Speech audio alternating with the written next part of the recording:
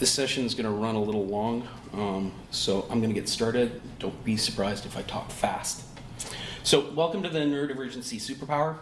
I'm really grateful that I've been given the opportunity to spend a little bit of time with you all and talk about something that's very close to my heart, neuro-inclusion. So today we're going to talk about the challenges that the neurodiverse workforce has, but also the strengths that it brings.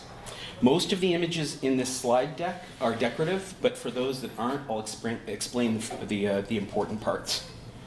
My name's Matthew Saunders. I'm a white male. I have short gray hair and a short gray beard. I'm wearing tan pants and a dark collared shirt with a plumeria print and a light gray sport coat. I'm wearing a sunflower pin on my lapel, which indicates that I have an invisible disability. I currently work fractionally through my consultancy with a variety of different groups, including Amazing AI as their AI ambassador, the Blue Fly Collective as an advisor, Next for Autism as a mentor, advisor, curriculum editor, and for Tech Soup Squad program as a moderator. I helped found Pfizer's Neurodiversity colleague community group, and I was co-host of a podcast there focused on neurodiversity called The Rabbit Hole. I have a YouTube channel called My Neurodivergent Brain, and I've also been fortunate enough to speak at over 30 events internationally, including the US, Spain, the Netherlands, Greece, Germany, and France. Neurodiversity advocacy is very important to me. I'm personally neurodivergent, I'm on the spectrum, I have ADHD, and I'm dyslexic. These four authors and their 3 books have been very important to my research. I would encourage each of you to buy them and read them if you're interested in the topic of neuroinclusion. The first is The Canary Code by Dr. Ludmila Praslova. The second is Neurodiversity Edge by Dr. Maureen Dunn. And the third is Neurodiversity Coaching by Dr. Nancy Doyle and Professor Almeth McDowell. So I'm going to start with what is neurodiversity or neurodivergence. Harvard Health Publishing's definition is, neurodiversity describes the idea that people experience and interact with the world around them in many different ways. And there's no right way of thinking, learning, and behaving. And differences are not viewed as deficits. So when we talk about a spectrum, we're really talking about a vast variety of ways that we are.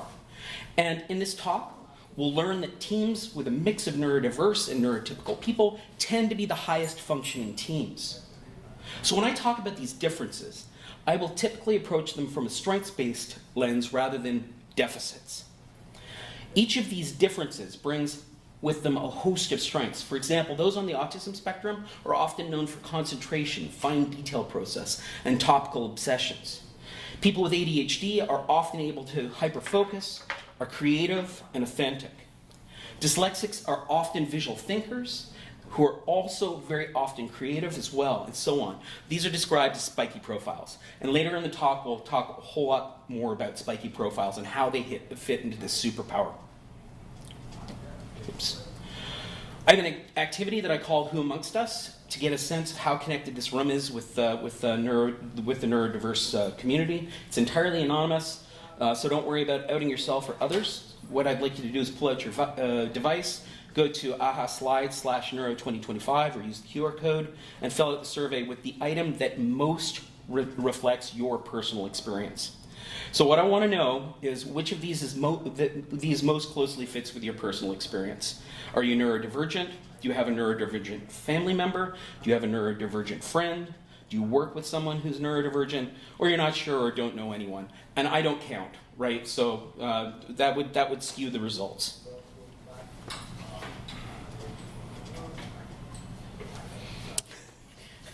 My phone does not want to grab. I've zoomed so many times.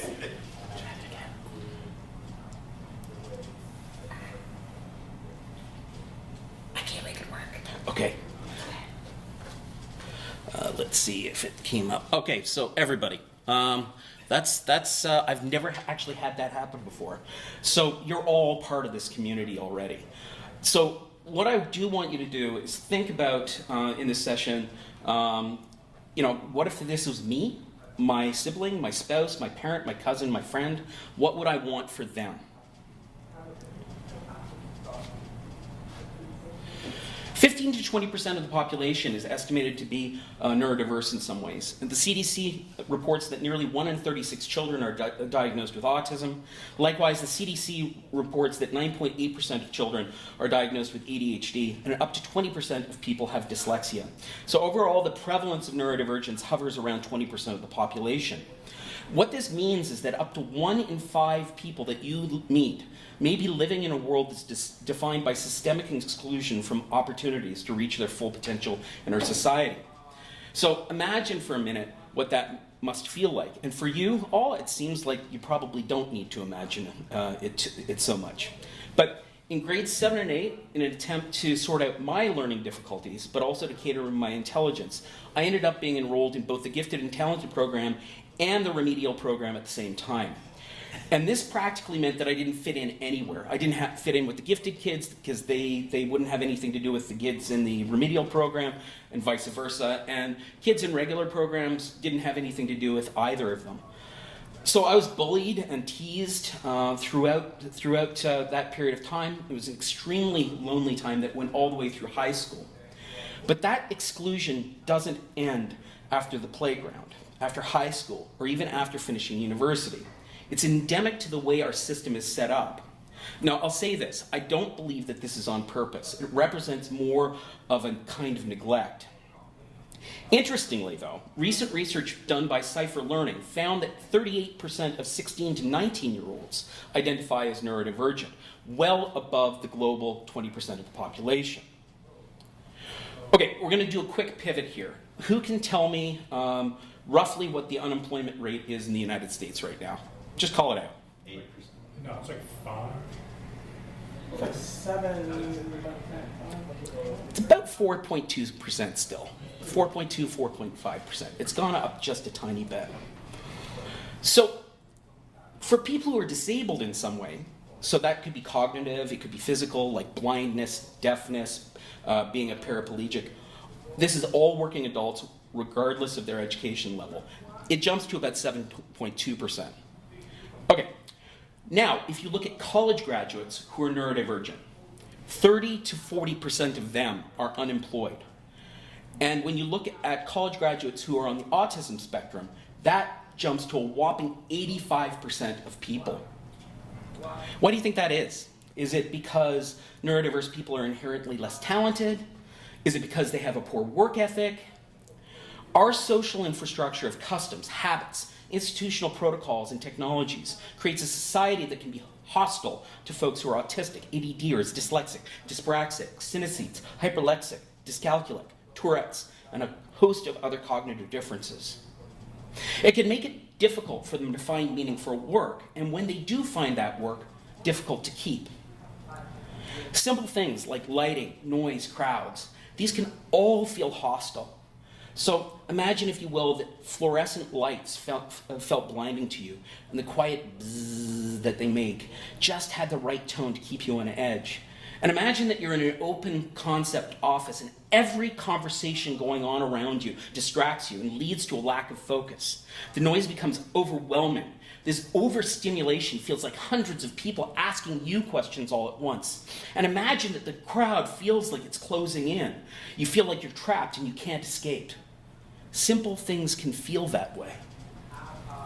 Now imagine what happens when you start to add complex social interactions, unspoken rules that can vary depending on context, and pressures to perform on the spot when you might process stimulation differently than other people.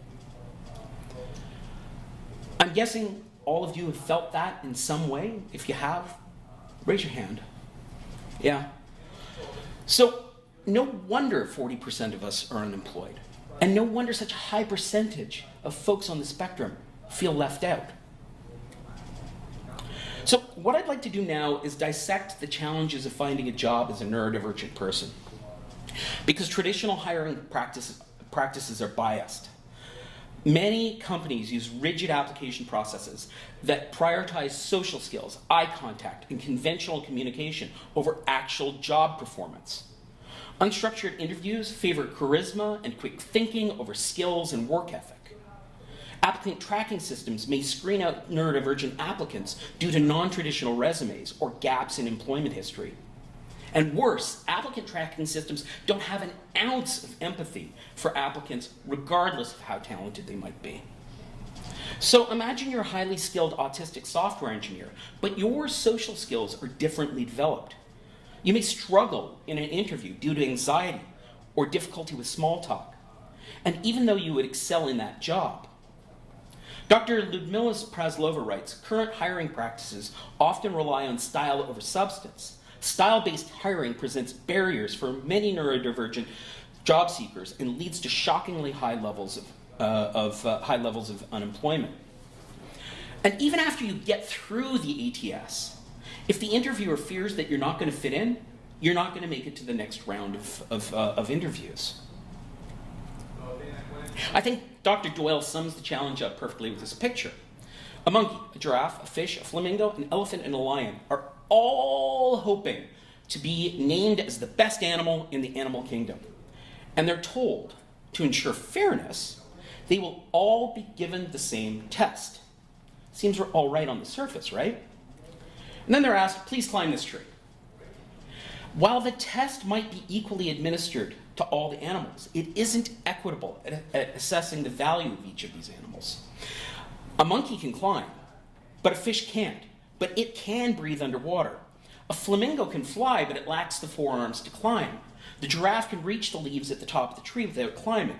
The elephant could probably just push the tree over. And the lion could simply make a meal out of the rest of the animals. It isn't inherently disabling to have spiky profiles of any of these animals, but the test doesn't take this into account. It isn't equitable. Many neurodivergent people struggle with self-promotion and networking, which are critical for career advancement. Literal thinking and difficulty with abstract questions can make vague or hypothetical interview questions challenging. Dr. Praslova writes, many autistic individuals have high levels of educational attainment and skills and are more than capable of performing the work. However, few excel at making small talk with strangers. However, being hired for most of these jobs requires an interview. Neuronormative small talk expectations in the interview subject autistic applicants to style over substance negative judgments by evaluators quickly and largely outside their awareness, and are then justified by the poor fit statement. So imagine you're on the autism spectrum. You do best with concrete and direct communication. You think literally. Then the interviewer asks, where do you see yourself in 5 years? So the person on the spectrum might immediately think location, where? Today's Saturday, July 12th, in the early afternoon. In 5 years, it'll be Saturday. It'll be Friday. I always go swimming on Fridays shortly after lunch. So the answer to the interviewer, I'll be at the pool. If the interviewer were to ask instead, what career path would you like to follow? And what would be the ideal outcome in 5 years? The answer would be completely different. There are significant hiring biases and employer misconceptions about people who are neurodivergent. Employers may assume that neurodivergent people lack soft skills, leadership ability, or adaptability. Some fear accommodations will be costly, even though most cost nothing or are inexpensive. Stereotypes about autism and ADHD can lead to misunderstanding about competency and work ethic. In thinking about leadership and how neurodiverse people often fail to be hired and promoted into leadership roles, Dr. Praslova notes from interviewing professionals for her research. In general, the stereotype that neurodivergent people are only a fit for entry-level jobs denies the tremendous range of their abilities and talents. Then when managers were asked about neurodiverse people in general in the abstract, the observation was a few managers wanted to know how they could be better peers or allies. And then, when prompted about the fit for leadership roles, nobody ever wondered how best to support a neurodivergent leader. So imagine you're a dyslexic applicant. You need extra time on read or written tasks. That's picked up in the interview. What isn't seen is that you can literally see database structures in 3 dimensions in your mind, and given the chance, can describe them on a Miro board that can make a project become absolutely crystal clear. But you're overlooked because your spelling isn't great. And a little extra time, that could be fixed, but you aren't afforded it. Okay, let's say that you finally have that job. The challenges of keeping it are just as steep as getting it. Remember when we talked about sensory and environmental barriers earlier on? Many workplaces are overwhelming due to fluorescent lighting, noise, or open office layouts, which can lead to sensory overload. This can be crippling. Rigid 9-to-5 schedules and inflexible expectations don't account for different energy levels, focus patterns, and work styles. The Gifts of Imperfection is a self-help book by Dr. Brené Brown, a research professor known for her work on vulnerability, courage, shame, and authenticity. And she writes, fitting in is about assessing a situation and becoming who you need to be accepted. Belonging, on the other hand, doesn't require us to change who we are. It requires us to be who we are. Traditional work environments don't support us being who we are.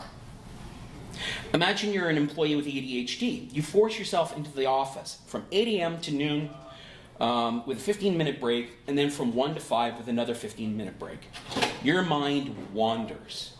Distractions in the office like noise from your peers takes you off task. Let's say that you're working on a big spreadsheet, but you suddenly hear someone talking about their German Shepherd's agility class over the weekend, and now you're wondering how your dog would do. And I think, Cassie, she'd be great. She's eager to please and smart. And boom, your productivity tanks. Okay, now imagine you're in your home office. You are far more productive working in short, intense bursts rather than sitting for 8 hours straight in an open plan office. You do your best when you can get up and sing for no reason.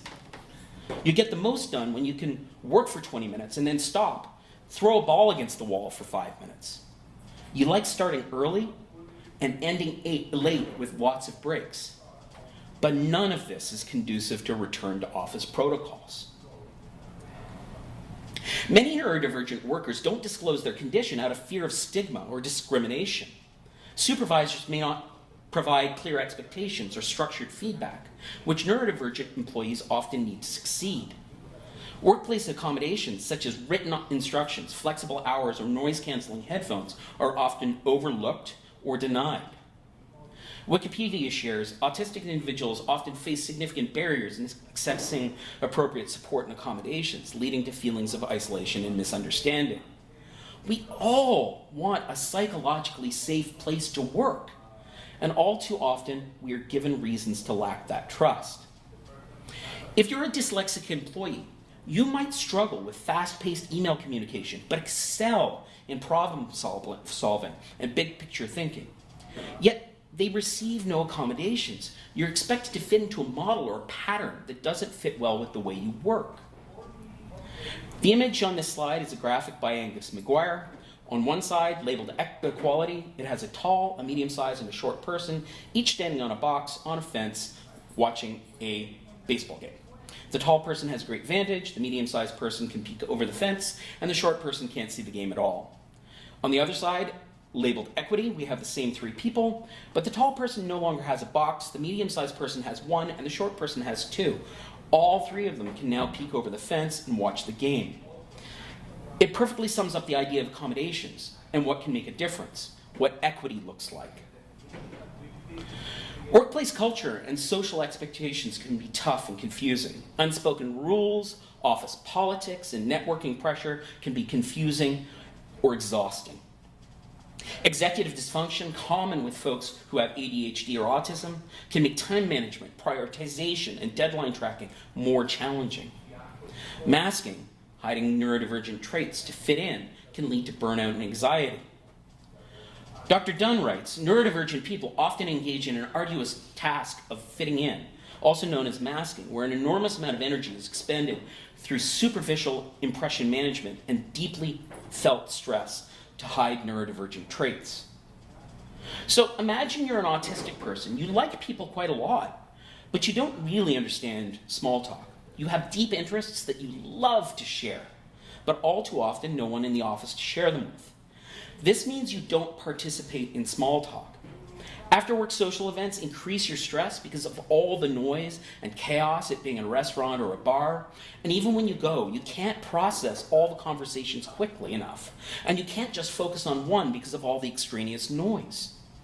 You're not seen as a team player, despite your contributions to the company. And even though you're loyal and hardworking, you aren't understood. And this can lead to resignations or worse, layoffs. I want to take a moment to talk a little bit about these deep interests for a second and how they play into the autistic mind by sharing just a little bit about myself. First off, autistic people often show affection by sharing their special interests with others and will explain these passions in great detail. They often invite those they care about to participate in these activities. So if you have a friend who's bubbling with excitement and sharing with you something that's esoteric, it could simply be that they really like you and they really want you to feel what they're feeling. For example, I'm certified as a master scuba diver, and scuba diving has bordered on an obsession, if I'm honest. I feel pure joy when I'm underwater. The pressure pushing in on my body like a full body weight blanket, and the silence except the air coming in and out of my regulator. The common sign language used by all divers, regardless of where they are in the world, makes intentions completely clear. So I'm almost certainly going to bring up diving when I'm talking to people, particularly in a situation where there's small talk. In fact, at a recent event where I was speaking, I discovered that one of the people who's also neurodivergent that attended my session was also a diver. So what do you think we talked about at the social event afterwards? So when I talk to you about diving, dogs, or cooking, or Drupal, I'm talking to you from a place of affection. Here's the problem, though. Someone on the spectrum might find it difficult to gauge when the conversation is inappropriate or when it's gone on too long, and this can have a negative impact on their career. All right, so I can sort of see all of you saying, okay, this is supposed to be about a superpower. All of this does not sound like a superpower. It sounds like a lot of trouble. But bear with me, it will start to make sense. And I am going to talk about the business imperative of being neuro-inclusive. But to get there, I need to talk a little bit about babies and the elderly first. So Gen X and baby boomers are retiring right now. And we're living a whole lot longer and a whole lot healthier into our old age. And these numbers play into this next chapter. The graph on the screen shows decreasing birth rates along the increase in retirements covering Western countries. It's becoming critical that we rethink our workforce and how this fits into the neurodivergency superpower. Our population demographics are becoming our enemy. We're having fewer babies than people retiring. And this is creating a workforce gap. The warning signs are clear: fewer births, more retirees, but we haven't yet felt the full weight of what this means to our economies and our societies. As an example, in Japan, we're already seeing this manifest. The age dependency ratio, which compares the number of elderly individuals to those of working age, was 40% in 2014, and it's expected to rise to nearly 80% by 2060. This shift indicates that fewer workers will be supporting more retirees, intensifying the strain on our social support systems. So remember, near the beginning of the talk, we talked about how 40% of neurodiverse people being employed. Well, this exacerbates the situation, as these people also rely on social support systems. But here's the thing. Given the chance, they might not need to. They're often not just capable, but exceptional. We're reaching a crisis. A reckoning is coming, probably sooner than we expect. So there are a few strategies that can help mitigate this coming storm. Western countries like the US can increase immigration. We can delay retirements and force people to work longer before getting benefits. We can invest in automation and AI to make people more efficient. And we can encourage our population to have more children. And some combination of all of these is probably needed in the mix, but perhaps there's one thing that we could do very quickly that would help fill part of the gap, and that's to create neuro-inclusive environments where it's easier for neurodivergent people to get hired and be retained. You see, neuro-inclusivity isn't just the right thing to do. It has implications on the bottom line for companies that just hasn't yet been tapped. Dr. Dunn cites a study by JP Morgan. Autistic employees were found to be 48% faster and up to 140% more productive at a range of tasks when compared to their neurotypical peers employed in the same position. So when you consider our declining fertility and our increasing retirement rates, and we see this tightening workforce, we have the opportunity to leverage an underutilized but extraordinarily efficient workforce. A workforce that has been chronically excluded from the economy. They can be unlocked through the principles of universal design and authentic inclusion. So I do think it's time for us to talk a little bit about spiky profiles now. And I'm going to say right up front, I think employees, employers, administrators, they should all be trained on the concept of spiky profiles so they understand how neurodiversity can result in spiky skills. The term spiky profile was coined by David Grant in 2009 in a book called Neurodiversity in Higher Education, and it was popularized by Professor Amanda Kirby. And the term spiky profile refers to a cognitive pattern where individuals exhibit significant strengths in certain areas along notable challenges in others. This concept is often associated with neurodivergent conditions such as autism and ADHD, where individuals may display exceptional abilities in specific domains while facing difficulties in others. So imagine we have this group of people, 3 people, Robert, Jennifer, and David.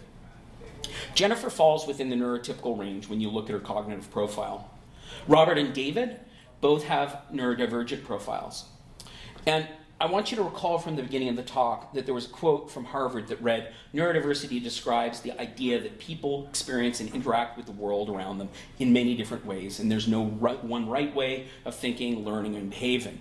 And this is important to take to heart in this next chunk of the presentation, because just like superheroes, neurodivergent people have great strengths, which are balanced by weaknesses.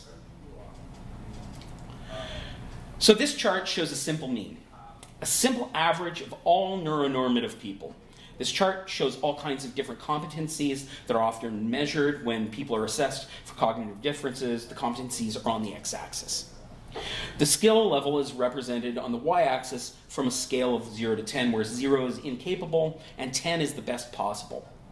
On this chart, we're showing 5 as the mean for neurotypical people. That said, all folks have some level of spikiness in their profile. This next chart is Jennifer. She shows a neurotypical profile. All of her scores fall within a typical range, represented by the yellow band ranging from 3 to 7. Her profile is a bit spiky, and it shows that she's better at some things than others, but all fall into the normal range. When measuring a neurodivergent person, these spikes become much more pronounced. So this slide has 2 charts, those for Robert and David. David and Robert both show more pronounced spiky profiles. Some attributes fall within the neurotypical range, but others are outside the normal range, both higher and lower. And this is a very common pattern for neurodivergent people. And this is where we start to get a hint of the superpower. Each of these men might be unsuccessful on their own. Robert is terrible at multitasking and persuasion and presentation.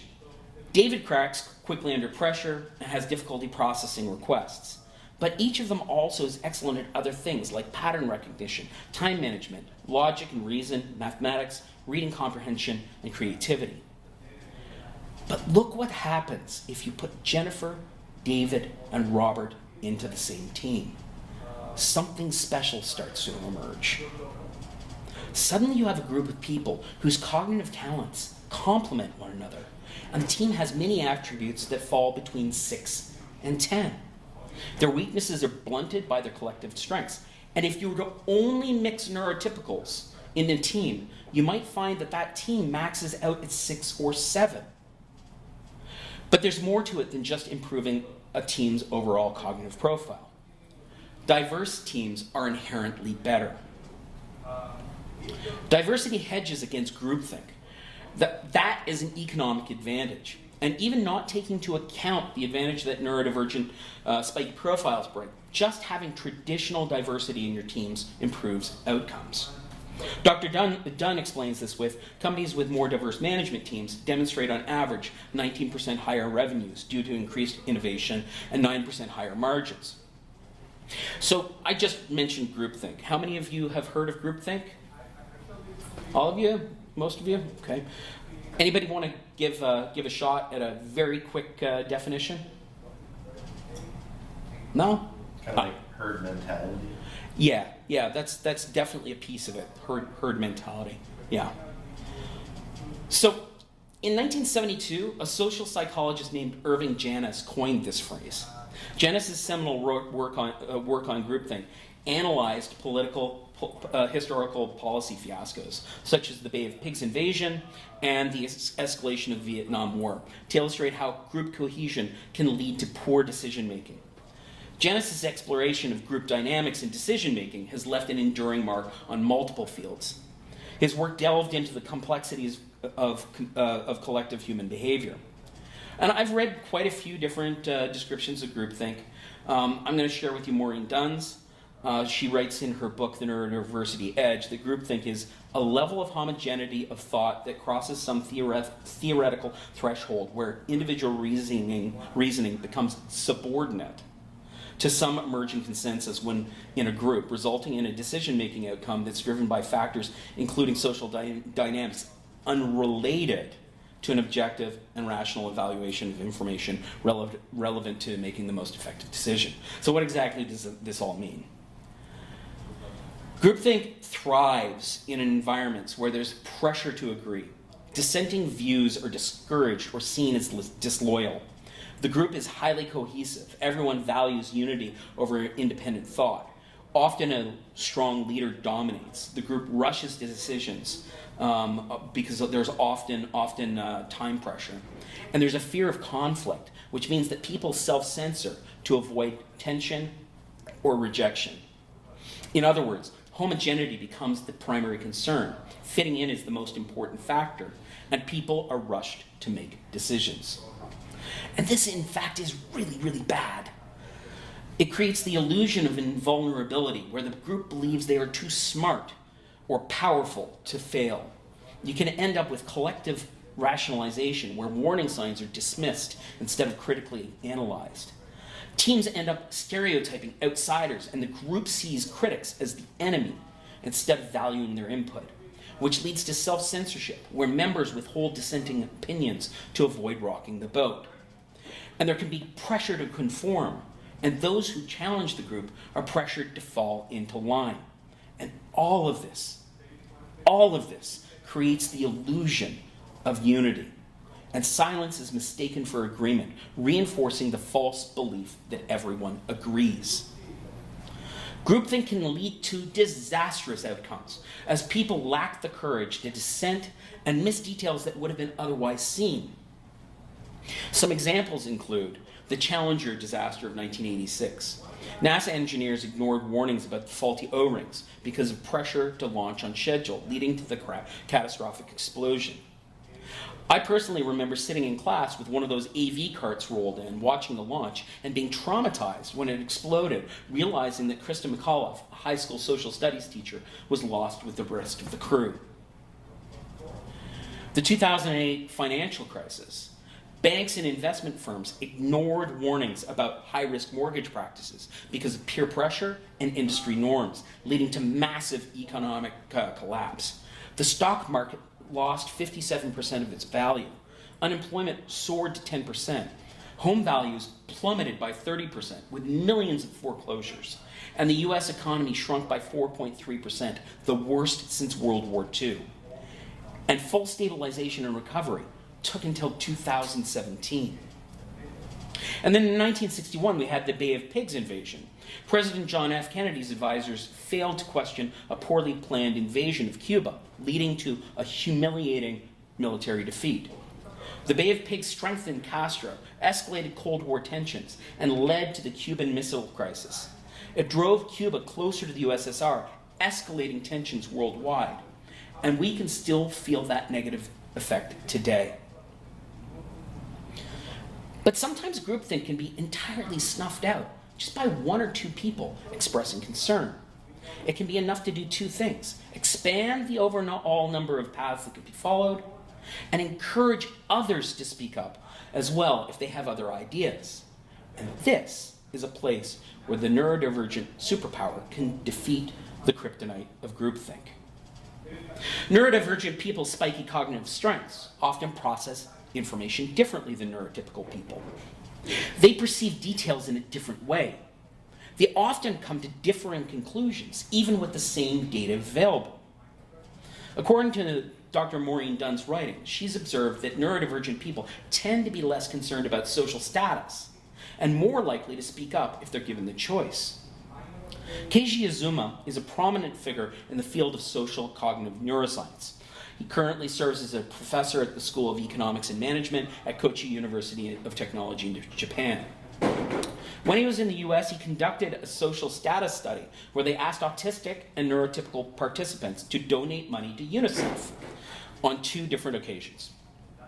The first donation request happened with no social pressure and without anyone knowing the outcome.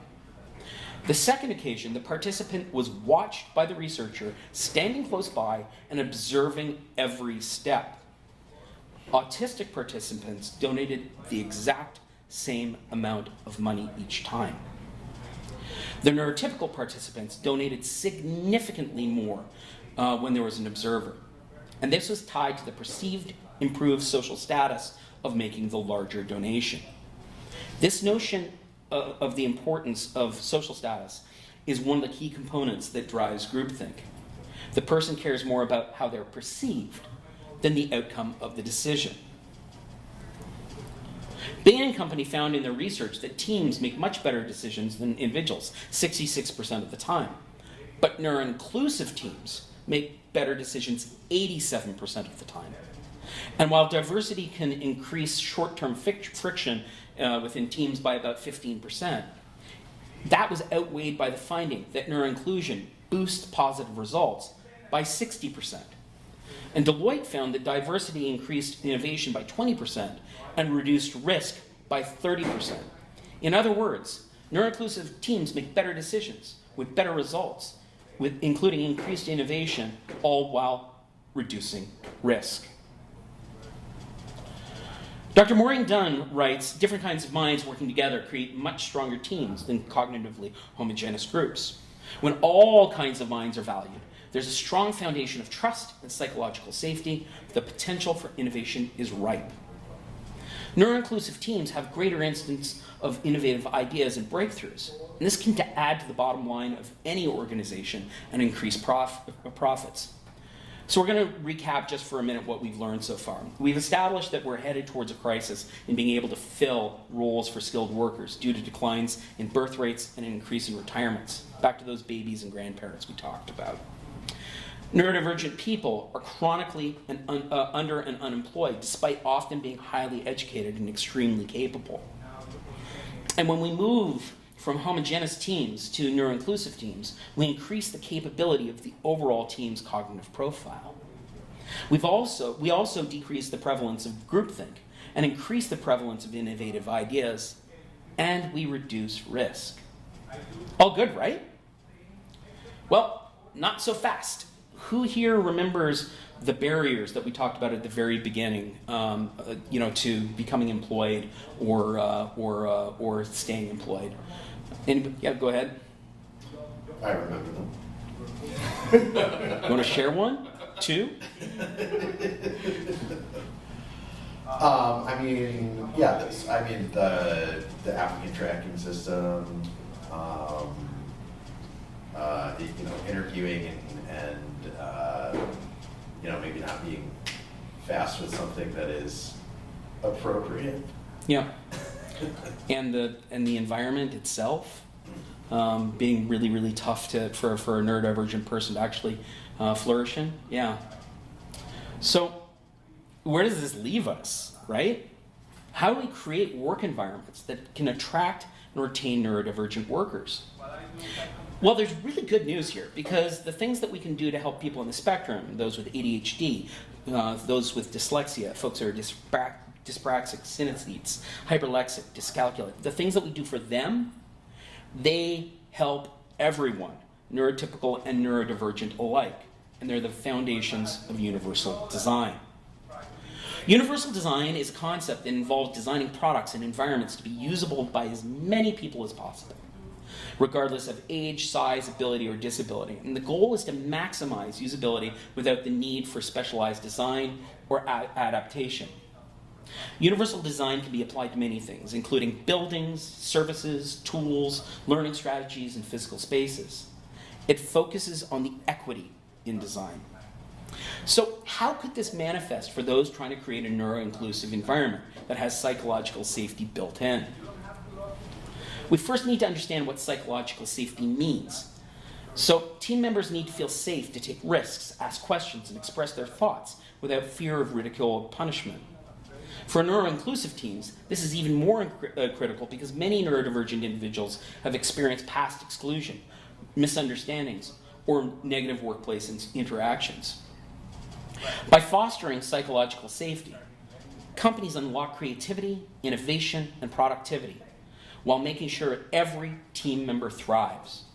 So there are 6 categories of things that you can do pretty quickly in your organization. The first is foster a culture of respect and understanding. Educate the team on neurodiversity by providing neurodiversity awareness training so colleagues can understand cognitive differences. Set the expectation of inclusion. Make it clear that all thinking styles are valued, and lead with empathy. Encourage managers and team leads to listen first and seek to understand. If you're the leader of a neuro-inclusive team, make it clear that on this team we recognize that everyone processes different information differently, and let's make sure that everybody's voice is heard. The second is to encourage open communication and flexible participation. Provide multiple ways to communicate. Some neurodivergent people prefer writing over speaking, others need extra processing time. Some team members may feel safer giving input anonymously. Instead of expecting immediate responses in meetings, allow time for follow-up via email or chat. So instead of putting someone on the spot in a meeting, like I've been putting you guys on the spot here, a leader might say, take some time to think about this and share your thoughts in Slack later. The third is to create low-sensory, flexible work environments. Reduce sensory overload. Offer quiet workspaces, noise-canceling headphones, or remote work options. Respect people's work preferences. Allow flexible schedules whenever possible. For example, those with ADHD might work better at certain times of the day. Offer alternative meeting formats. Some neurodivergent people struggle with back-to-back video calls, so you can provide the option of the asynchronous updates instead. Help your company create a neuro-inclusive workspace by offering adjustable lighting and sensory-friendly breakout areas. Sensory rooms are good for everyone. The fourth is to embrace strength-based collaboration. So focus on what people do well. Assign tasks based on individual strengths rather than forcing everyone into the same workflow. Allow different thinking and work styles. Some thrive on detailed structures, while others excel at big-picture problem solving. Encourage mentorship and buddy systems, so pair neurodivergent employees with a trusted colleague. Don't force ADHD employees into rigid processes. A neuro-inclusive manager allows creative problem solving and different ways of approaching tasks. The fifth is to model psychological safety as a leader. Normalize mistakes. Show that making mistakes is part of learning. Encourage questions, making it clear that there are no bad ones. Reinforce inclusive behaviors. Call out positive team interactions when someone makes an effort to be inclusive.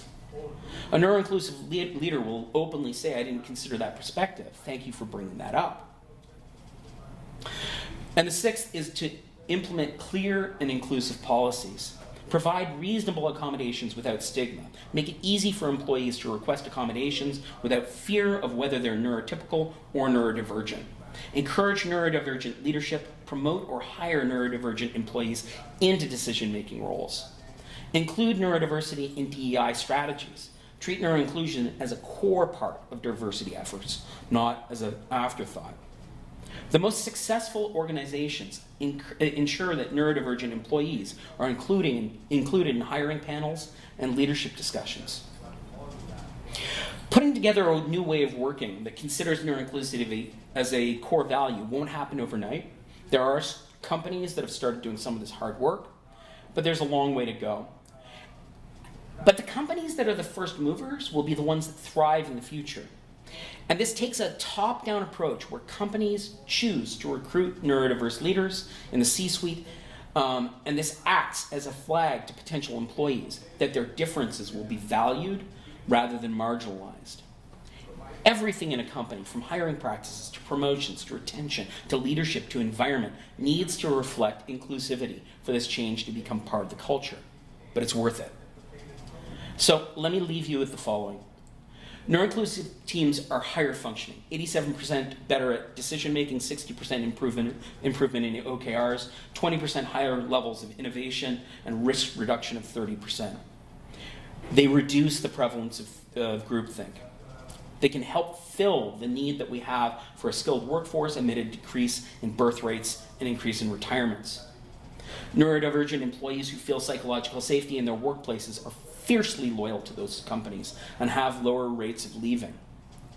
And neuro-inclusive environments promote psychological safety, are better working environments for everyone because they employ the concepts of universal design. So while on the surface, it may seem that creating neuro-inclusive work environments and processes is altruistic, the truth is that all these factor into better outcomes for organizations. They can reduce costs, increase productivity, reduce risk, and employ an excluded and underutilized cross-section of the workforce simply by recognizing that neurodivergency isn't a liability and neuro-inclusive practices unlock that potential. I have a YouTube series called My Neurodivergent Brain if you're interested in exploring further. That's the end of this presentation. So I thank you for being here, and if there are questions, if we've got time to do them, I'd be happy to answer them or answer any questions that you might have outside the session.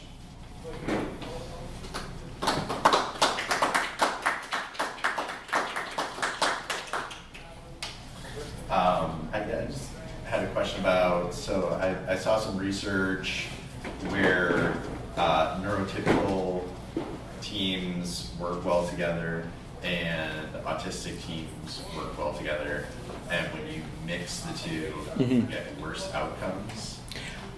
In the short term. So there's research that's shown that friction, it can increase friction for about 15% for short periods of time. But once those teams actually start to integrate, you get better outcomes. So you may find that in the first weeks or even months that the outcomes are worse, but they actually do start to get better. Okay. Yeah. Other questions? All right. I see somebody's sort of hovering outside this room, so they probably want in so they can get set up.